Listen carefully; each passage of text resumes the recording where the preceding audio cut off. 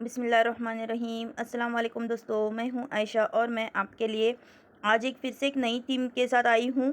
आज हम यहां पर पांडा थीम केक बनाएंगे। तो इस तरीके के नए नए थीम केक देखने के लिए आप मेरे चैनल पर अगर नए हैं तो चैनल को सब्सक्राइब करें और बेल आइकन को भी ज़रूर दबाएं। मैं इसी तरीके से नए नए और अच्छे अच्छे थीम केक आपके साथ शेयर करती रहती हूँ। यहाँ पर मैंने आपको बताया है कि डिब्बे में मेरा 5 किलो का चॉकलेट प्रीमिक्स था। अब यहाँ पर आप देख सकते हैं चॉकलेट प्रीमिक्स मैंने 5 किलो लेकर आई थी मैं, और जो वेनिला प्रीमिक्स आज लेके आई हूँ 5 किलो का, उस दिन मैंने 1 ही किलो का लेके आई थी क्योंकि ज़्यादा ऑर्डर्स भी नहीं थे वेनिला केक के, तो फिर मैंने नहीं लाया था। तो यहाँ पर आप देख सकते हैं मैं प्रीमिक्स ले रही हूँ। केक मेरे घर के लिए ही था तो यहाँ पर मैं ज़्यादा वेट वगैरह नहीं करती हूँ, पर आपको बता रही हूँ कि यहाँ पर जो मैंने 8 साढ़े 8 इंच का मेरा घर का डिब्बा है उसमें मैंने इस तरीके से लगभग 4 कप मैंने वेनिला प्रीमिक्स लिया है। 4 कप वेनिला प्रीमिक्स यानी लगभग 600 ग्राम प्रीमिक्स हो जाता है। तो यहाँ पर आप देख सकते हैं ये 600 ग्राम प्रीमिक्स से हम 2 किलो का केक बनाते हैं। पर यहाँ पर आज मेरा जो टीन था वो छोटा हो गया। वैसे तो मेरे पास 11 इंच का भी टीन है, तो मैंने उसे यूज़ नहीं किया था कि इस केक को मुझे हाइट में बनाना था, तो मैंने यहाँ पर 11 इंच का टीन नहीं लिया था। और 10 इंच का मेरे पास टीन नहीं है, पर मैंने लास्ट टाइम जो हैंगिंग केक बनाया था उसमें बताया था कि अगर आपके पास बड़ा टीन ना हो तो आप किस तरीके से कट कर सकते हैं। तो यहाँ पर इस तरीके से ये बाउल और स्पैचुला होने से हमारा जो बैटर है वो पूरा निकल कर आता है। अच्छे से टैप टैप कर लेंगे।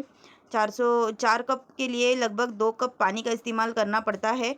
पानी थोड़ा कम या ज़्यादा भी हो सकता है क्योंकि जहाँ तक है कि आपका जो प्रीमिक्स कौन सी क्वालिटी का है उस पर डिपेंड करता है। तो ये बात याद रखनी है हमें कि हमारा जो बैटर है वो रिबन कंसिस्टेंसी में आना ज़रूरी है। और इस तरीके का जो प्रीमिक्स होता है इससे हम अगर केक बनाते हैं तो हमें सिर्फ 2 चम्मच यानी 1 किलो के लिए 2 चम्मच ऑयल ऐड करना होता है, यानी 1 कप के लिए 1 चम्मच ऐड करना होता है। यहाँ पर आप देख सकते हैं यहाँ पर भी मैंने 1.5 कप प्रीमिक्स लिया था, चॉकलेट प्रीमिक्स।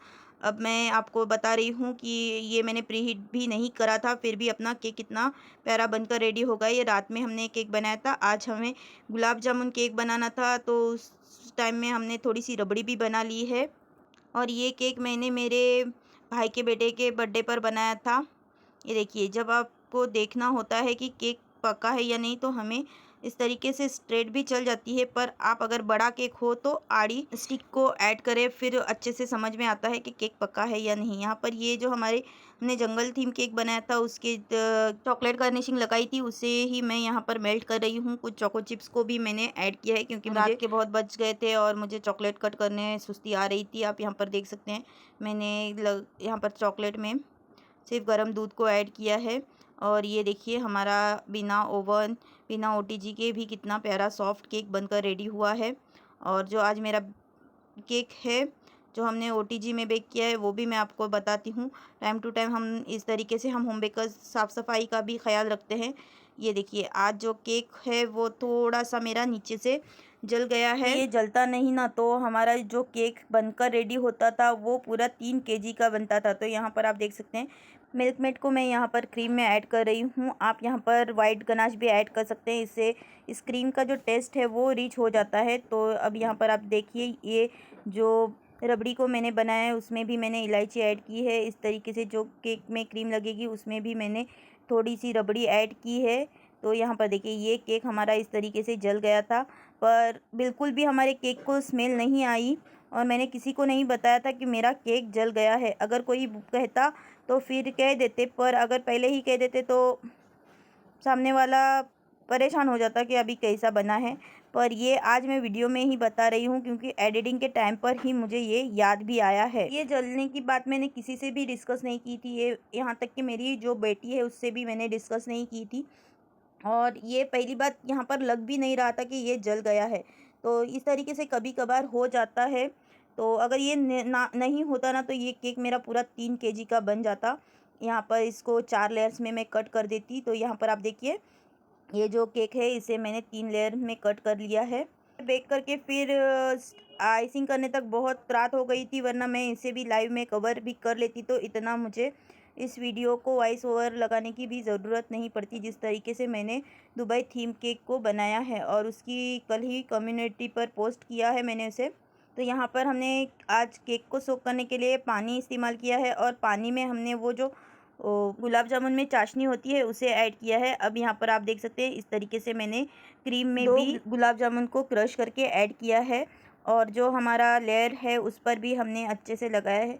फिर मुझे याद आया कि अगर मैं इसे गोल गोल कट करती तो ये और भी अच्छा लगता, पर कोई बात नहीं, नेक्स्ट टाइम जब भी बनाऊंगी तो इसे गोल गोल कट कर दूंगी। अब यहाँ पर आप देखिए मैंने इस तरीके से इस पर रबड़ी को स्प्रेड किया है। हम आपके साथ जो भी होम बेकर्स होते हैं वो आपके साथ पूरी डिटेल कवर करने की कोशिश करते हैं।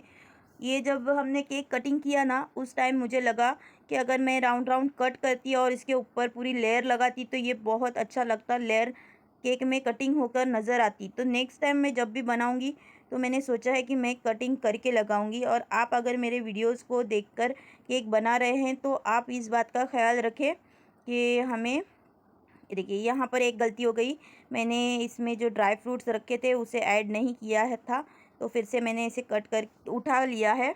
ये सभी चीज़ें हम जब केक को बनाने सीख जाते हैं ना तभी हमें आसान लगती है। ये मैं खुद का एक्सपीरियंस बता रही हूँ, क्योंकि जब मैं भी बिगनर्स थी तो ये जो चीज़ें हैं वो मुझे बहुत हार्ड लगती थी और मुश्किल यानी मुश्किल लगती थी। तो कोई नहीं, अब अल्हम्दुलिल्लाह जो भी कस्टमर केक कहते हैं वो मैं आसानी से बना लेती हूँ। लास्ट टाइम मैंने खुद ही गुलाब जामुन घर पर बनाए थे, वो भी मेरे ऑर्डर का ही केक था, पर इस बार मैं मम्मी के घर से ही उस दिन आई थी, तो जिस बॉय का बर्थडे था उसके ही पापा को मैंने कहा था कि मुझे घर पर गुलाब जामुन ला कर दे दे। मैं घर में सबसे बड़ी हूँ, मेरे पीछे सब भाई बहन हैं, एवन मेरी फूफी का लड़का, मेरे चाचा का के बच्चे सभी मुझसे छोटे हैं। तो इसीलिए मैंने जो कहा कि मैंने उससे कहा कि मुझे गुलाब जामुन ला कर दे। मेरी जो मामू के घर की फैमिली है वहाँ पर मुझसे बड़े भाई है, बहनें नहीं हैं मुझसे बड़ी, बहनों में मैं ही बड़ी हूँ। मेरे पास बहुत सारे भाई है, बहनें गिनी चुनी है, यानी 7-8 बहनें हैं मामू चाचा की मिलाकर, और सभी में मैं ही बड़ी हूँ। और जो भाई है वो लगभग 15 से 17 है। घर वालों के भी जो ऑर्डर्स होते हैं मुझे, मैं उनसे भी चार्ज लेती हूँ, पर ऐसा नहीं है कि मैं जो कस्टमर को केक प्रोवाइड करती हूँ उस हिसाब से मैं उसका वेट करती हूँ। हाँ, टेस्ट सेम होता है, अगर कस्टमर का होगा तब भी मेरा टेस्ट सेम होता है, घर वालों का होगा तब भी टेस्ट सेम होता है। सिर्फ इतना ही कि वेट का मैं हिसाब नहीं रखती हूँ जब मेरे घर वालों के केक के ऑर्डर्स होते हैं। तो यहाँ पर रबड़ी केक की आइसिंग हो गई है। अब मैं यहाँ पर ये चॉकलेट केक है, ये भी देखिए बहुत ही हाइट में आया था, तो मैंने इसके 4 लेयर कट किए हैं। यहाँ पर जो गनाश है उसे भी मैंने पानी में ऐड किया है और इस तरीके से फिर से 1 से 1.5 चम्मच मैंने गनाश को स्प्रेड करके फिर यहाँ पर चॉकलेट वाली क्रीम को केक पर लगाया है।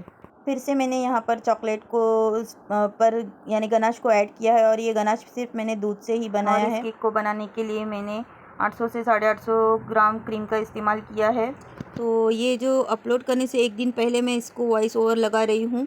इसकी जो आइसिंग की यानी लास्ट फिनिशिंग की वीडियो मैंने लाइव में भी कवर की हुई है और कल इंशाल्लाह मैं सुबह में ये कल इसलिए क्योंकि मैं अभी शाम में इसको वॉइस ओवर लगा रही थी इसीलिए कल आ गया, लेकिन आज जो सुबह में हमने लाइव में 1.5 kg केक बनाने के लिए मैंने कितना प्रीमिक्स लेना है ये लाइव में दिखाया है। और अगर सीखना चाहते हैं तो लाइव वीडियो ऑलमोस्ट देखें, क्योंकि उसमें कैसा परफेक्ट टाइमिंग के साथ हो जाता है। लेंदी वीडियो हो जाती है पर कैसा टाइमिंग के साथ, जो भी सीखना चाहते हैं उन्हें वो वीडियो ज़रूर देखनी चाहिए। तो यहाँ पर आप देख सकते हैं बातचीत करने में मेरा ये जो केक है उसे भी अच्छे से मैंने लेयरिंग इसकी कर ली है। बाकी बच्चा गनाश भी मैं इसी के ऊपर लगाकर हल्का हल्का मैंने पानी से सोक किया है, क्योंकि हमारे केक उसी टाइम बने हुए होते हैं तो ये सॉफ्ट होते हैं। अब यहाँ पर आप देख सकते हैं ये जो थोड़ी क्रीम थी ये सॉफ्ट पिक जैसी हो गई थी, इसीलिए यहाँ पर जो लेयरिंग है ये फिसल रही थी, तो मैंने इसके अंदर एक स्टिक को भी ऐड कर दिया है और भी एक स्टिक मैं इसमें लगाऊंगी। और फिर भी ये थोड़ा केक हमारा टेढ़ा ही हुआ था, पर हमें सीधा करना भी आता है, कोई बात नहीं, आप भी सीख जाएंगे कि टेढ़े मेढ़े केक को किस तरीके से सीधा किया जाता है। दूसरे दिन सुबह में जब उठी तो मैंने इस तरीके से केक को लेकर आई मैं, और फिर दोनों केक यहाँ पर रखे, क्योंकि मैं लाइव भी शूट कर रही थी। लाइव में भी मैंने एक केक अच्छे से फिनिशिंग करना बताया है, क्योंकि जब हम बार बार केक बताते हैं तो बार बार जितनी फिनिशिंग हम बताएंगे उतना जो है सामने वाला देखने वाला जो पर्सन है वो बोर हो जाता है।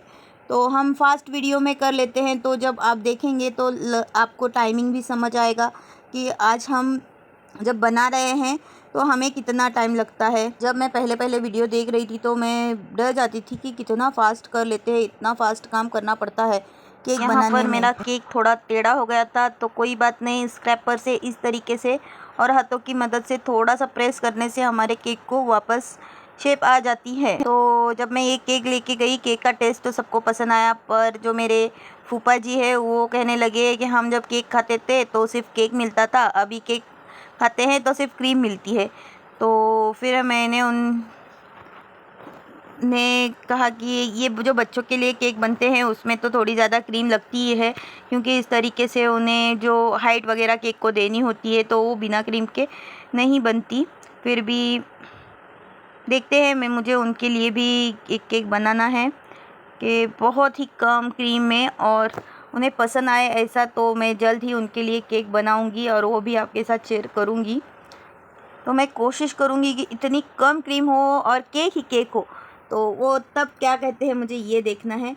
और इसी तरीके के जो केक है उनके आइडियाज़ के लिए, और अगर मेरी वीडियोज़ आपको थोड़ी सी भी हेल्पफुल लगती हैं तो प्लीज़ कमेंट करके भी ज़रूर बताएं। और चैनल पर नए हैं तो चैनल को सब्सक्राइब करें और बेल आइकन को भी ज़रूर दबाएं। आप यहाँ पर देख सकते हैं, ये जब मैंने रखा तो यहाँ पर थोड़ी सी फिनिशिंग ख़राब हो गई थी और मुझे इसके ऊपर बॉर्डर वगैरह भी नहीं देनी है, तो मैं किस तरीके से इसे फिनिशिंग दे रही हूँ। ये फिनिशिंग जो है अच्छे से मैंने दे दी है, पर थोड़ा सा यहाँ पर वीडियो आपको आगे पीछे लग रहा होगा, तो दोनों साइड में ट्राइपॉड रखा हुआ था, तो मुझे यहाँ पर फिनिशिंग करने भी थोड़ी प्रॉब्लम हो रही थी, पर आपके साथ इसे शेयर भी करना था। मैंने फ़र्स्ट टाइम ही पांडा थीम केक बनाया है, और लाइव वाली वीडियो तो हर कोई जाकर नहीं देखता, क्योंकि सभी को शॉर्ट वीडियो ही देखना पसंद है। यहाँ पर आप देख सकते हैं इस तरीके से जो भी हमने लगाए हैं, यहाँ पर हमने पांडा के पैर लगाए हैं। ये स्टिकर कभी कभी हमें आगे पीछे भी करने पड़ते हैं, तो कोई बात नहीं, हमें सिर्फ अरेंज करना आना ज़रूरी है। तो ये देखिए यहाँ पर ये बाम्बू मैंने लगा दिए हैं, और ये और भी जो स्टिकर्स हैं उन्हें भी लगाए हैं। हर बार ज़रूरी नहीं है कि ये सेम ही प्राइस में मिले। ये जो स्टिकर है वो मुझे 40 रुपीज़ से एक पीस मिला था, तो 130 रुपीज़ के मैंने 3 फ़ोटो लाए थे, क्योंकि उसमें ये जो हैप्पी बर्थडे लिखा हुआ है वो अलग पेपर पे था और मुझे वही अच्छा लग रहा था केक के हिसाब से।